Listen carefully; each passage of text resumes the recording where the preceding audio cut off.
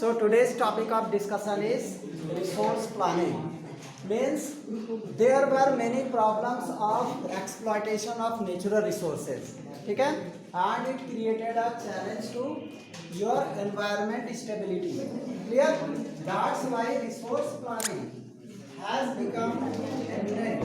It has become very mandatory that unless we don't plan our resources, then we will deplete it one day. Okay? And it will remain no sustainability.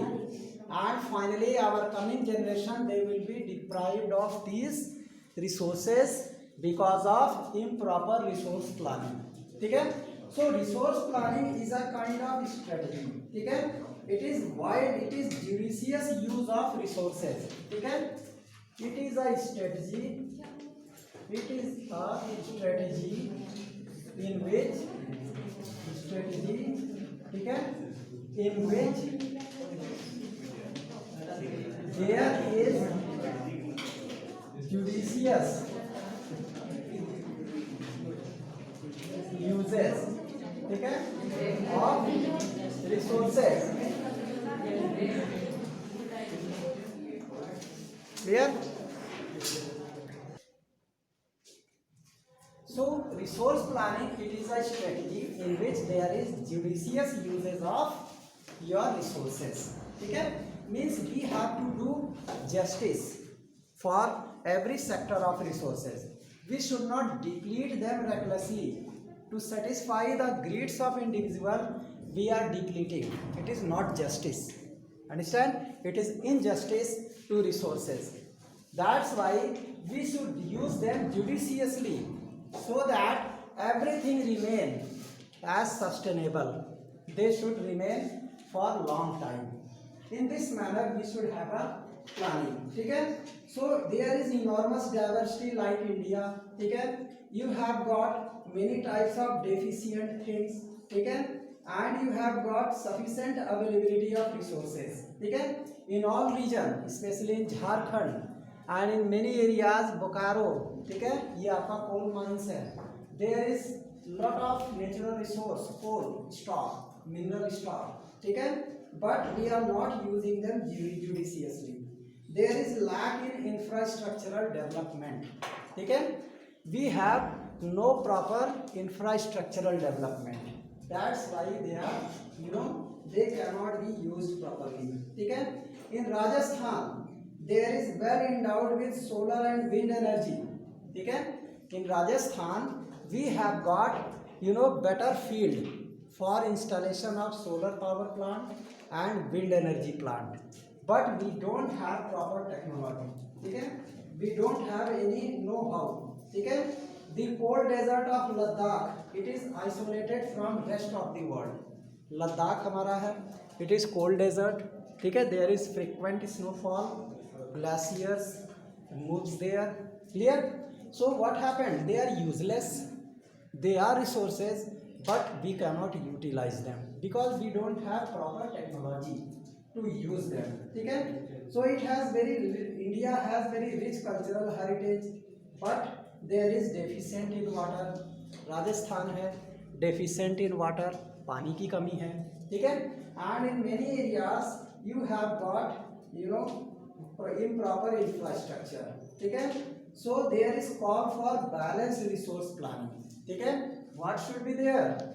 There should be balanced resource planning is needed. Clear? How should we balance? We should have balanced resource planning. ठीक है?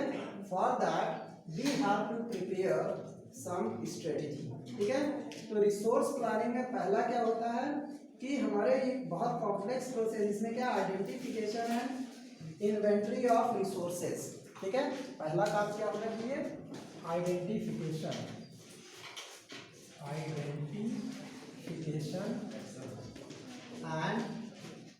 Inventory of resources. ये first step है. ठीक है, we should identify which are resources, which are potential resources, which are your frequent used resources. ठीक है, उसको identify करो, उसकी एक इन्वेंट्री तैयार करते हैं, कहाँ कहाँ पे कौन से रिसोर्सेज अवेलेबल है।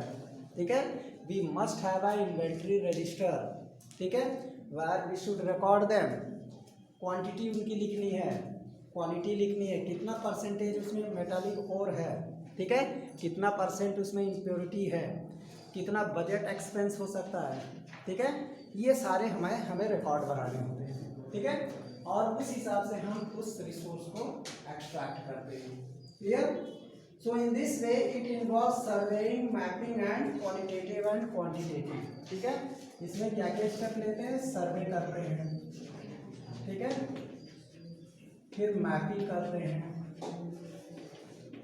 ठीक, and it's qualitative and quantitative study करते हैं इसका। ठीक है, उस रिसोर्स का। तो ये सब हमारे किस में आते हैं? It falls in identification and inventory. ठीक है, तो पहले हमें रिसोर्सेज को पता करना होता है। क्लियर? तो ये सारी चीज़ें हमारी क्या हैं? They are very important. Second हमारा क्या है? Evolving a planning structure. ठीक है, विद एप्रोप्रिएट टेक्नोलॉजिकल स्टेप। ठीक है, इवॉल्विंग प्लानिंग स्ट्रक्चर होना चाहिए। ठीक है, स्ट्रक्चर विद टेक्निकल स्किल। उसमें कितना टेक्निकल स्किल लगेगा। ठीक है, ये हमारे पास होना चाहिए। हमारे पास इसको एक प्लानिंग इवॉल्व करनी है, योजना तैयार करनी है। ठीक है, कि इस रिसोर्स को हम कैसे एक्सट्रैक्ट करें। ठीक है, उसके बाद एक आता है matching the resource development plans with overall national development plan. ठीक है, तीसरा क्या करते हैं? Matching resource plan with overall national development resource plan. ठीक है, रिसोर्स प्लान ये भी करते हैं कि हमारे नेशनल रिसोर्स डेवलपमेंट की क्या प्लानिंग है और हमारे एरिया का जो रिसोर्स है हमारी क्या प्लानिंग है, दोनों मैचिंग करनी चाहिए। ठीक है, अगर आपके यहाँ वो रिसोर्सेज बहुत ज़्यादा है तो अब आप उसका मिस यूज़ मत करो।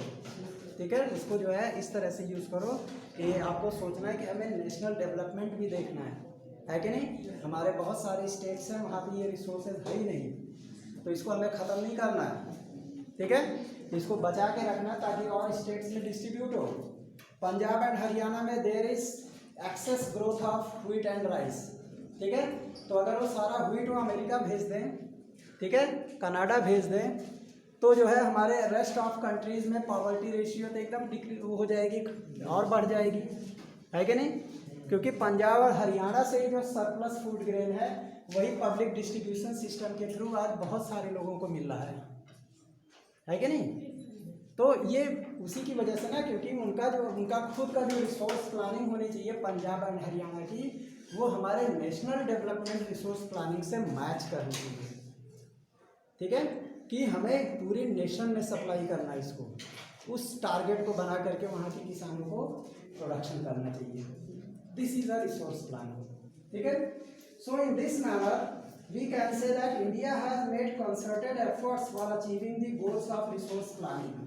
हमारी कंट्री ने बहुत एफर्ट किए, बहुत सारे प्रयास किए। ठीक है, और फर्स्ट 5 ईयर प्लान हमारा लॉन्च हुआ।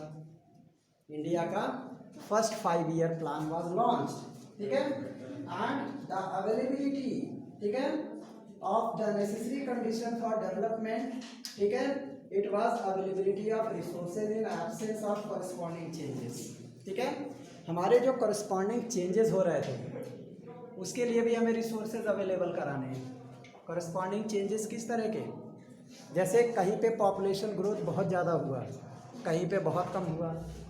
There is scarcity of water and resources in Rajasthan, ठीक है। तो हमारी रिसोर्स प्लानिंग के हिसाब से क्या है कि government will purchase all this food grains and supply all over country, ठीक है, बाय पब्लिक डिस्ट्रीब्यूशन सिस्टम, ठीक है, ताकि हमारे पूरी कंट्री में वो रिसोर्सेज पहुंच सके।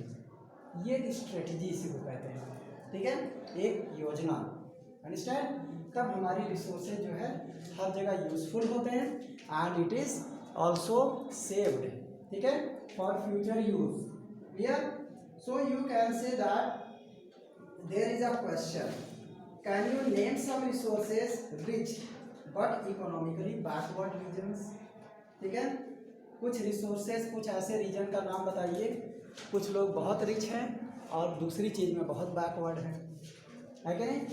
अभी आपका मैंने बताया पंजाब एंड हरियाणा का case, they have rich resource of wheat, वहाँ व्हीट बहुत ज़्यादा प्रोड्यूस होता है, but they have very less resources of cotton, cotton grow ही नहीं होता, कपड़े कहाँ से आएंगे पंजाब वालों के, व्हीट पहनेंगे कपड़े तो चाहिए ना, तो रिसोर्सेज है नहीं। तो वो रिसोर्सेज जब आप व्हीट फूड ग्रेन आप जो है उसको सरप्लस फूड ग्रेन आप देंगे, ठीक है, गवर्नमेंट को या मार्केट में, तब उसके बदले में आपके पास कपड़े आएंगे, है ना। तो ये चीज़ें कह रहा है, ठीक है, कि एक चीज़ में जहाँ आपका पंजाब एंड हरियाणा व्हीट में रिच है तो कॉटन में पुअर है। इसी तरह महाराष्ट्र के साथ है, वहाँ कॉटन बहुत ज़्यादा ग्रो होता है तो वहाँ व्हीट का प्रोडक्शन कम है, ठीक है। वहाँ पे जो है और भी कुछ चीज़ें, शुगर केन का प्रोडक्शन ज़्यादा है तो दूसरे राजस्थान में एकदम से पुअर है कि नहीं। तो ऐसे ऐसे करके हम लोग हर स्टेट की अगर बात करें तो हर जगह कुछ ना कुछ प्रॉब्लम है। So the history of colonisation reveals that rich resources in colonies were the main attractions for the foreign invaders, ठीक है। Earlier India had rich resources, that's why Mughal emperors came, है कि नहीं, they invaded our country, right, Babur, Humayun, all these people, Mohammad Ghori, ठीक है। तो they came because of India's rich heritage, rich resources. आपके British East India Company, मैन Vasco da Gama came in Calicut when he saw India's rich heritage and resources, ठीक है, and he discussed the India's prosperity, then East India Company came. When he came, first Portuguese came, then Dutch came, then East India Company came, one by one. Why it came? Because of India's rich resources, है कि नहीं, इसीलिए तो आए। तो यही सारी चीज़ें जो है, अब हमें क्या है कि it was primarily higher level of technological development. जो हमारे कॉलोनाइजिंग कंट्रीज थी, they were technologically developed, they had made warship at that time when India was nothing, ठीक है, India was only developing its agricultural fields. उस समय उनके पास technology थी, उनके पास रिवॉल्वर उस समय थे, ठीक है, जब इंडिया वाले लाठी डंडे से लड़ते थे, तलवार से लड़ते थे, ठीक है, तब ब्रिटिश लोगों के पास एनफील्ड राइफल और रिवॉल्वर था, ठीक है। They had to come on horse back, they had trained horses, ठीक है, and they had good cavalry, well trained soldiers. वहाँ के सोल्जर्स को जो है प्लासी की लड़ाई कैसे लड़ी जाती है उसकी ट्रेनिंग दी जाती थी, ठीक है, कैसे जो है दुश्मनों को घेर करके उनको सरेंडर करने के लिए मजबूर करना होता है, क्लियर, इन सब के लिए दिया जाता है, राइट। तो ये सारी चीज़ें हैं, राइट। तो इन this manner you will have all these things, clear है। तो ये हमारे क्या है कि हमारे पास बहुत सारी चीज़ें हैं। तो इसके लिए हमें रिसोर्स प्लानिंग के लिए हमारे लिए सबसे इम्पॉर्टेंट स्टेप क्या लेना होगा, कंजर्वेशन, है कि नहीं, कंजर्वेशन ऑफ रिसोर्सेज, ठीक है। When we will conserve the resources, then it will happen, clear। तब हम लोग का जो है ये रिसोर्सेज कंजर्व होंगे, ठीक है, तब हम कहेंगे कि रिसोर्स प्लानिंग हो रही है, कंजर्वेशन से ही हमारे रिसोर्सेज बचेंगे, है। उसके लिए हमें स्ट्रेटजी लेनी होगी, ठीक है। सोशियो इकोनॉमिक प्रॉब्लम्स, ठीक है, मतलब जो हमारे सोशियो इकोनॉमिक एनवायरमेंटल प्रॉब्लम्स है they should be conserve and conservation will be there, then this problems will be solve. जब हम लोग सारे अपने रिसोर्सेज को कंजर्व करेंगे, फॉरेस्ट को कंजर्व करेंगे, तब टाइम से बारिश होगा, है कि नहीं। जब हम फॉरेस्ट ही डिप्लीट कर देंगे तो बारिश कहाँ से होगा। हमारे फॉरेस्ट की वजह से ही हमारा कंडेंसेशन होता है जल्दी, क्योंकि वो ट्रांसपिरेट करते हैं, ट्रांसपिरेशन होता है। तो जब वो वही डिप्लीट कर देंगे तो बारिश हो चुकी है कि नहीं, और आपका डेजर्ट बढ़ेगा, राइट। तो इस तरीके से हमारे रिसोर्सेज क्या हुए, they are depleted, clear. So in this manner you can say that there should be a conservation, ठीक है, at various level. It is very important and the main concern of the leaders and thinkers in the past। हमारे leaders और thinkers को सोचना पड़ेगा इसके कि कैसे हम रिसोर्सेज को कंजर्व करें, है कि नहीं। तो इन दिस वे, जैसे Gandhi ji was very act in voicing the concern about resource conservation. Resource conservation में गांधी जी ने कई बार वॉइस उठाई, है कि नहीं, ही मेड एफर्ट, ठीक है। एंड इसके अलावा जो है बहुत सारे हमारे बॉडीज ग्रीड्स, ठीक है, जैसे ही pact the place the greedy and selfish individuals and exploitative nature people, ठीक है, of modern technology at the root cause. उन्होंने कहा हमारा जो ग्रीड है, हमारी जो लालच है, ये सबसे बड़ा मेजर कॉज है एक्सप्लॉइटेशन का। इसके लिए हमें क्या है, अपने ग्रीड को कंट्रोल करना पड़ेगा, है कि नहीं, तभी हमारे रिसोर्सेज बचेंगे। नहीं तो हम लोग सब के सब हमने डेमोक्रेसी जीती है, डेमोक्रेसी में तो भाई हमने ग्रीड पर तो कोई कंट्रोल किया नहीं। हमने बहुत सारे राइट्स बनाए, फंडामेंटल राइट्स, लेकिन अपनी लालच के लिए कोई वो चीज़ नहीं बनाई, है कि नहीं। राइट टू ग्रीड भी एक बन गया हमारा, कि लालच करना भी हमारा अधिकार है ये नहीं। तो इस वजह से क्या होगा, हमारे रिसोर्सेज नहीं बच पा रहे हैं, राइट। तो इसके लिए हमें थोड़ा सा अपने पर कंट्रोल करना होगा, ठीक है। So at the international level, club at Rome, ठीक है, वहाँ पे जो है बहुत सारे ऐसे स्कीम स्टार्ट हुए, गांधीयन फिलॉसफी के बुक्स लिखी गई, उनकी रिसोर्स प्लानिंग को डिस्कस किया गया, इट वाज एप्रिसिएटेड, ठीक है। तो आवर कॉमन फ्यूचर हमारा क्या होना चाहिए, देयर शुड बी, जो हमारा जो रियो डी जेनेरियो समिट हुआ था, ठीक है, वो इसी पर्पज से हुआ था ब्राज़ील में, है ना। इसके बाद हमारा नेक्स्ट टॉपिक आता है, that next topic is land resources, ठीक है, उसको डिस्कस करेंगे।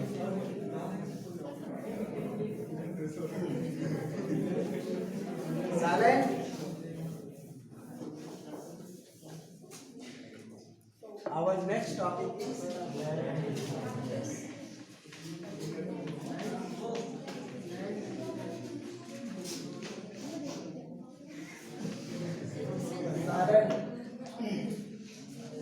You have got cultivable land in India, ठीक है, but along with this cultivable land, we have got various pieces of land which are not fertile, fallow land, barren land, ठीक है।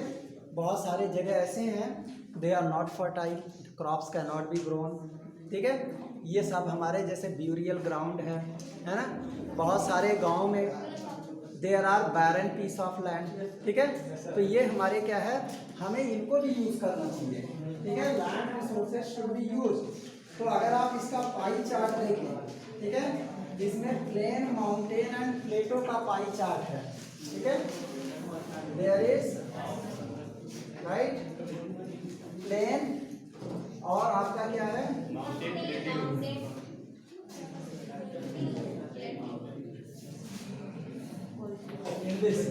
ठीक है। तो यहाँ पे हमारा क्या है, जो येलो कलर का आपकी बुक में दिया, दैट इज प्लेटो रीजन, और प्लेन हमारा 43% है, this is plain, this is 43%, clear. और उसके बाद 30% हमारा क्या होगा, माउंटेन है, राइट, 30% इट इज माउंटेन, ठीक। अब ये कितना बचेगा, 27%, क्या बच गया? प्लेटो। ठीक है। So our geographical land it is divided into 3 पार्ट्स। 43% प्लेन, ठीक है, 30% mountain and 27% plateau region. Clear? So it is obvious that our plain is most, means plain we have got in large area. 43% is large area, but it's still less than 50%, है कि नहीं? तो इसमें हमने क्या कहा है कि हमें इसमें it supports natural vegetation, wild life, human life, many types of vegetation are there. ठीक है। इसके अलावा हमारे एक्वेटिक भी हैं, राइट, लेकिन हमने इसमें एक्वेटिक को नहीं जोड़ा है। जो हमारा ओशन एरिया है ये तो हमने खाली इंडिया की बात की है, ठीक है, इट इज इंडिया ओनली। अब जो एरिया हमारा रिवर एरिया है, लेक एरिया है, we have not included here, ठीक है, उसको इग्नोर कर दिया है ना, ओनली लैंड एरिया। ठीक है।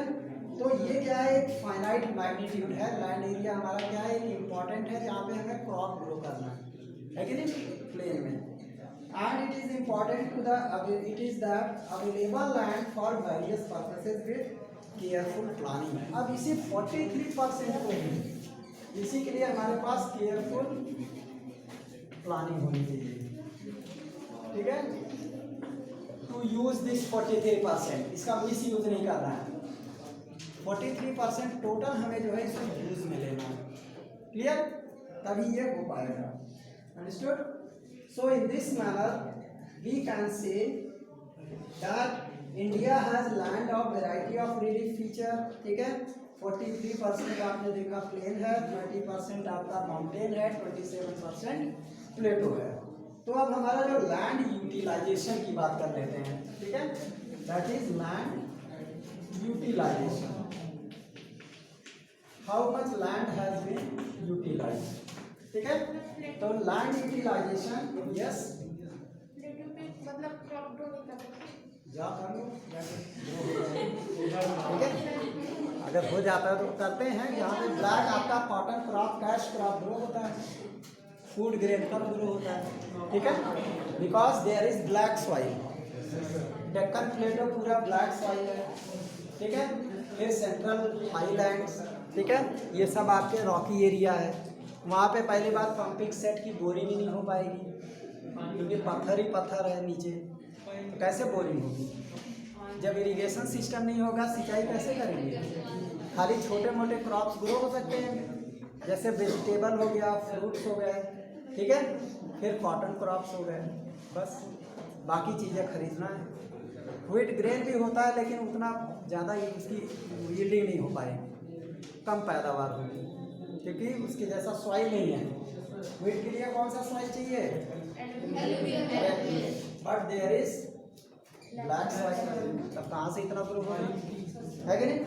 तो ये सारे रीजंस हैं। तो अगर हम बात करते हैं लैंड यूज में, तो सबसे पहला हमारा जो है forest, land has been utilized in forest. बहुत सारा पोर्शन हमारा फॉरेस्ट है, ठीक है। उसके बाद अब जो हमारा land not available for cultivation, ठीक है, कुछ हमारे लैंड क्या है, land not available, yes, for cultivation. Clear? कौन कौन से हुए? बैरन, यस, वेस्टलैंड, और कुछ यस। इसी तरीके से नॉन एग्रीकल्चरल यूजेज में जैसे हमारे बिल्डिंग, रोड, फैक्ट्रीज, डॉक्टरी के पब्लिक जहाँ बना है, ये आपका कौन सा एरिया है? It is used as for building, है कि नहीं? यहाँ बिल्डिंग बन गई, लेकिन यहाँ अच्छा खासा फसल ग्रो हो सकता था, है कि नहीं? हाँ, मतलब पीछे हो भी रहा है, राइट, लेकिन ये सब बच्चों के विकास के लिए, ठीक है, स्कूल खोल दिया गया। क्लियर? तो ये सारी चीजें, तो you can say to build roads, understood, building road and so on. उसके बाद अदर अनकल्टिवेटेड लैंड आते हैं, ठीक है, जैसे pasture land and grazing land, ठीक है। उसके बाद आपका पास्चर लैंड ग्रेजिंग लैंड हो गया, है ना, एंड ग्रेजिंग लैंड ये भी अनकल्टिवेबल है, क्योंकि हमारे पास पैटर्न्स होते हैं, उनको ग्रेजिंग भी करानी जरूरी है, ठीक है। पास्चर लैंड होना चाहिए, चारा कहाँ से आएगा, पैटर्न्स के लिए, ठीक है। फिर इसके बाद आपके पास है बहुत सारे मिसलेनियस वर्क के लिए, जैसे हम लोग ग्रुप्स लगाते हैं, बाग बगीचे, बहुत लोगों के यहाँ आम के बाग होते हैं, ठीक है। अब वहाँ हम कल्टीवेशन काम करेंगे, बाग बन गया है, ठीक है। बहुत सारे प्लांटेशन वर्क होते हैं, तो वहाँ उसी चीज़ का प्लांटेशन का काम होगा। अब वहाँ पे फूड ग्रेन हम ग्रो नहीं कर सकते, ठीक है। इस तरीके से you have got many things. फिर है फैलो लैंड, आपका ये आता है fallow land, they are fallow lands, ठीक है। फैलो लैंड जो हम लोग छोड़ देते हैं एक सीजन के लिए, है ना, कि अगले सीजन में इसमें ग्रो करेंगे ताकि फर्टिलिटी आ जाए इसकी, ठीक। करंट फैलो में क्या है, जैसे एग्रीकल्चरल ईयर के लिए हम छोड़ देते हैं। दूसरा हमारा क्या है, कुछ लैंड को हम लोग 1 से 5 साल तक छोड़ देते हैं कि इसकी फर्टिलिटी मेंटेन हो जाए, तब ग्रो करेंगे, राइट। उसके बाद आपके पास आता है नेट सोन एरिया, ठीक है। Means area sown more than once in an agricultural area year plus net sown area is known as gross crop area, एक आता है टर्म है ग्रॉस क्रॉप एरिया, ठीक है। मतलब एक ईयर में जिस एरिया में हमने सो किया, ठीक है, ये और नेट सोन एरिया दोनों का सम जो होता है, it becomes gross crop area, understood. This is also important term. अब बारी आती है land use pattern in India, ठीक है। अब लैंड यूज पैटर्न की बात कर रहे हैं हम लोग, land use pattern, clear. This is also important topic, और इसमें ज़्यादा कुछ नहीं है, इसके लिए आपके पास बने हुए पाई चार्ट, ठीक है। पाई चार्ट से आप लोग बहुत इजीली स्टडी कर सकते हो लैंड यूज पैटर्न, ठीक है। यहाँ पे आपको दिया है कि रिपोर्टिंग एरिया है 60-61 का डाटा है, 14-15 का डाटा है, ठीक है। You have got data of 1960-61 का, ठीक है। अभी इसको बहुत जल्दी से हम लोग समझ लेते हैं, फिर आगे बढ़ते हैं। 1960 का 1960, 61 और दूसरा क्या है हमारे पास 2014 एंड 15, 2014 एंड 15 का, ठीक है। We have got a pie chart, ठीक, और इसका भी हम लोग पाई चार्ट ले लेते हैं, क्लियर। थोड़ा छोटा बड़ा हो गया,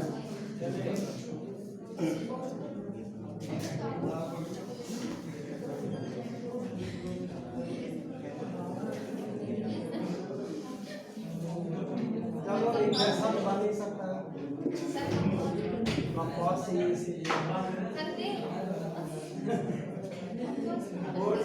इसके लिए बड़ा कंपास आता है।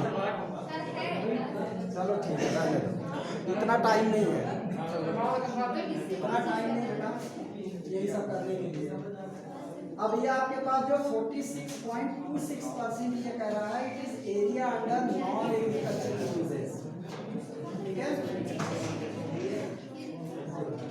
Area under non agricultural uses that is 46.26%, 46.6% area under non agricultural uses, clear. ये आपका 1960 की स्टोरी है। इंडिया जब 1960 में इंडो चाइना वार चल रहा था, चलने वाला था उस समय, स्टार्ट होने वाला था 1960-61, ठीक है। उसके बाद आपका जो है ये 18.11% आपको दिया है एरिया अंडर इस area tree crops and groups, ये पोर्शन 18 पॉइंट जो भी है समथिंग, ठीक है। तो ये एरिया अंडर फॉरेस्ट कैटेगरी, मतलब जंगल ज्यादा थे उस समय फॉरेस्ट बहुत ज़्यादा थे इंडिया में, लैंड्स वर नॉट क्लियर, ठीक है। उसके बाद आपके पास जो रेड कलर है, it is barren and unculturable land 18.11, ठीक है। ये 10.11 they are barren land, barren land, ठीक है। पता लगा उस पर ईदगाह बना है, मस्जिद बनी है, ब्यूरियल ग्राउंड कब्रिस्तान है, ठीक है। ये सब अनकल्टिवेबल है, ठीक है। किला बना हुआ था पहले का, बड़े बड़े, ठीक है। तो ये सब जो है अनकल्टिवेबल लैंड है। उसके बाद आपके पास 4.95% कह रहा है नॉन एग्रीकल्चर, ठीक है। हाँ, ये 4.95 नॉन एग्रीकल्चरल लैंड, ठीक है, नॉन एग्रीकल्चरल लैंड, ठीक। इस तरीके से हम लोग इसको बहुत सारे डिवीजन यहाँ कर सकते हैं। ये देखिए आपका जो permanent pasture and grazing land 4.71%, ठीक, ये 4.71%, ठीक है। Pasture land and grazing land, ठीक है।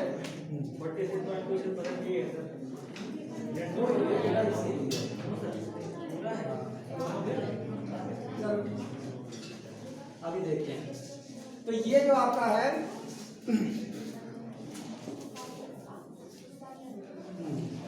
अब ये 2014 में, ठीक है, ये आपका नेट सोन एरिया था, ठीक है। It was net sown area, ये 46.26%।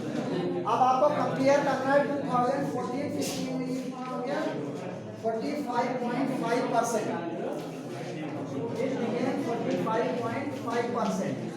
तो इसका मतलब क्या हुआ, नेट सोन एरिया हमारी घटी है, ठीक है। तो इसके पीछे रीजन क्या था, पॉपुलेशन ग्रोथ, ठीक है, डिप्लीशन ऑफ रिसोर्सेज, ठीक है, इसकी वजह से। और इसी तरीके से हम हर एक का डाटा अगर देखते हैं, ये जो हमारा जो फॉरेस्ट एरिया अंडर फॉरेस्ट था, ये 18.2 से बढ़ करके 23.3% हो गया, ठीक है, ये 23.3% हो गया। तो ओवरऑल कंक्लूजन क्या मिलता है, एवरीथिंग, ठीक है। इसमें हमारा जो कल्टीवेबल लैंड है इट इंक्रीज्ड, ठीक है, कल्टीवेबल लैंड इंक्रीज हुआ, लेकिन हमारा जो फॉरेस्ट एरिया था वो डिक्रीज हुआ, ठीक है। और इस तरीके से हमारे जो बहुत सारे जो ब्यूरियल ग्राउंड्स वगैरह थे, पास्चर लैंड्स थे, वो भी डिक्रीज हुए, क्योंकि उसको हमने कल्टीवेबल लैंड में कन्वर्ट कर दिया बिकॉज ऑफ फॉरेस्ट एक्ट, ठीक है। जब फॉरेस्ट एक्ट लगा तो हमारा पेस्टोरल एक्टिविटीज़ बैन हो गई, ठीक है। तो अब हमारे पास्चर लैंड क्या हो गए, शॉर्ट होने लगे धीरे धीरे, ठीक है। So in this manner we can say that total geographical area of India जो कि 3.28 मिलियन स्क्वायर किलोमीटर है, उसमें जो है क्या कहते हैं, हमारा जो ज्योग्राफिकल एरिया क्या है, टोटल ज्योग्राफिकल एरिया जो है हमारा इतना है। और इसमें हमने क्या देखा है कि जो नॉर्थ ईस्ट स्टेट्स है, जैसे Assam has not been done fully, Assam को नहीं इसमें किया गया है, जो हमारे ईस्ट एरिया के हैं, उस एरिया को इसलिए नहीं लिया गया है क्योंकि वो कल्टीवेबल नहीं है, खाली वहाँ पे टेरेस फार्मिंग है प्लांटेशन क्रॉप के लिए, नॉट फॉर फूड ग्रेन, ठीक है। तो ये सारी चीज़ें जो है, the land under permanent pasture has also decreased. अभी मैंने बताया कि जो हमारा पास्चर लैंड है ये डिक्रीज हुआ, पास्चर लैंड डिक्रीज है कि नहीं, इतने सालों में हमारा पास्चर लैंड डिक्रीज हुआ, ठीक है, क्योंकि अब हमारी पास्टोरल एक्टिविटी पर बैन लग गया, इसलिए डिक्रीज हो गया, क्लियर। तो इस तरीके से हमारा जो forest area in the country is far lower than desired 33% of geographical area. Forest land भी हमारा क्या हुआ, फॉरेस्ट लैंड डिक्रीज हुआ, है कि नहीं। जब हमारे फॉरेस्ट डिक्रीज होने लगे तो ऑटोमेटिकली हमारा फॉरेस्ट एरिया डिक्रीज होगा, हमने फॉरेस्ट कट किए, कल्टीवेबल लैंड बनाए, ठीक है, तो ऑटोमेटिकली फॉरेस्ट विल डिक्रीज, ठीक है। तो इस तरीके से the pattern of net sown area varies, है ना, greatly from one state to another, हमारा जो पैटर्न है एग्रीकल्चर का हर स्टेट में अलग अलग होगा, ठीक है, क्योंकि वहाँ के cultivable land and its geographical area is different. Okay, so we can say that it is of